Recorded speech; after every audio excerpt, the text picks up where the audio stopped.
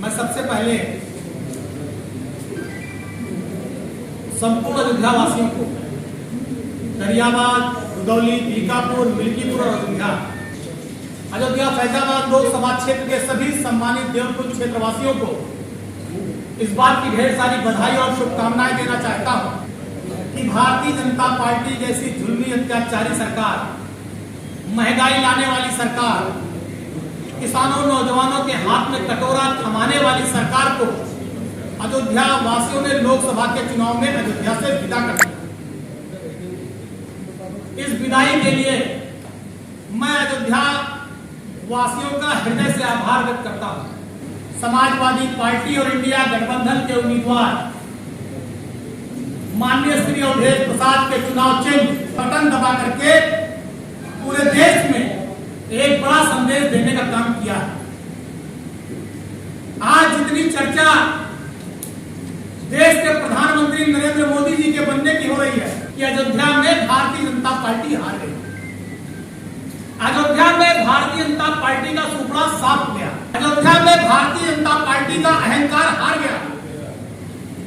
अयोध्या में भारतीय जनता पार्टी का छल बल हार गया। और मैं कहना चाहता हूं, यह अयोध्या में लोकतंत्र की, यह अयोध्या में भारतीय संविधान की जीत है। यह अयोध्या में रहने वाले एक एक आदमी के हक और अधिकार की जीत। जो अयोध्या में रहने वाला दलित, पिछड़ा और अल्पसंख्यक है, किसान है, फॉरवर्ड है,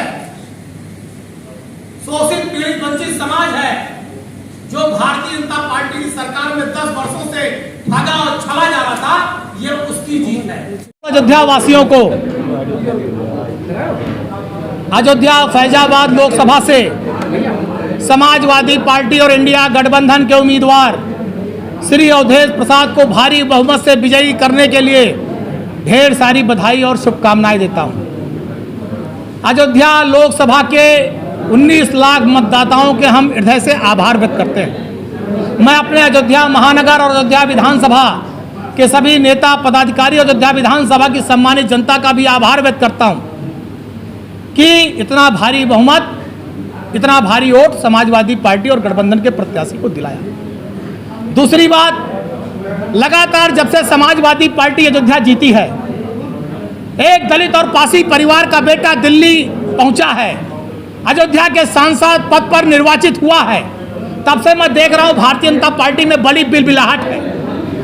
पूरी भाजपा के जो नेता हैं, जिन्होंने अयोध्या के मर्म और दर्द को नहीं जाना, यहाँ के किसानों की जब जमीन ली जा रही थी, प्रशासन और भाजपा गुंडाई करके उनकी एयरपोर्ट के नाम पर जमीन लिखा रहे थे और जितना उत्पीड़न कर रहे थे, कई महीनों उन्होंने प्रदर्शन किया। किसानों ने सड़क पर बैठकर, तहसील पर, डीएम आवास पर, सरजू नदी पर, तब भाजपा का कोई नेता माइक्रोस्कोप से दिखाई नहीं पड़ा था उनके दर्द को समझने के लिए।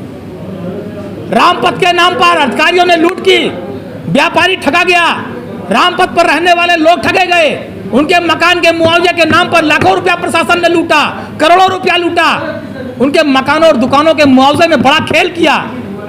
तब भी माइक्रोस्कोप से जब बुलडोजर चल रहा था रामपथ पर, तो कोई भाजपा का नेता माइक्रोस्कोप से कई किलोमीटर तक दिखाई नहीं पड़ रहा था। और आज जब जनता ने इंडिया गठबंधन साइकिल को वोट दे दिया, तो तिलमिला रहे हैं, बिलबिला रहे हैं।